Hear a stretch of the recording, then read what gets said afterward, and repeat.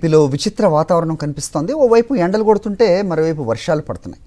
అప్పటి వరకు ఎండకెండిన జనాలు కాసేపటికే వర్షానికి తడిసి ముద్దవుతున్నారు. రానున్న 2 రోజులు కూడా రాష్ట్రంలో భిన్న వాతావరణ పరిస్థితులు నెలకొనున్నాయి. పలు జిల్లాల్లో సాధారణం కంటే అత్యధికంగా ఉష్ణోగ్రతలు నమోదు కానున్నాయి. మరికొన్ని జిల్లాల్లో ఉరుములు, మెరుపులు, పిడుగులతో కూడిన వర్షాలు పడే అవకాశం కనిపిస్తోంది. ప్రస్తుతం దక్షిణ కోస్తాంధ్ర, పశ్చిమ మధ్య బంగాళాఖాతం మీదుగా ఉపరితల ఆవర్తనం కొనసాగుతోంది. అలాగే రాయలసీమ పరిసర ప్రాంతాలపై మరో ఉపరితల ఆవర్తనం విస్తరించింది. దీని ప్రభావంతో పలు జిల్లాల్లో వచ్చే 2 రోజులు కూడా వర్షాలు పడే అవకాశం ఉందని వాతావరణ శాఖ తెలిపింది. ఇవాళ పోలవరం జిల్లా చింతూరు, ఎన్టీఆర్ జిల్లా జీకొండూరు, ఇబ్రాహీంపట్నంలో అత్యధిక ఉష్ణోగ్రతలు నమోదయ్యే అవకాశం ఉంది. అలాగే వడగాలుల ప్రభావం కూడా అత్యధికంగా ఉండనుంది. శ్రీకాకుళం, విజయనగరం, పార్వతీపురం మన్యం, అల్లూరి సీతారామరాజు, అనకాపల్లి, తూర్పుగోదావరి, పశ్చిమ గోదావరి జిల్లాలోని కొన్ని ప్రాంతాల్లో పిడుగులతో కూడిన మోస్తరు వర్షాలు కురిసే అవకాశం కనిపిస్తోంది.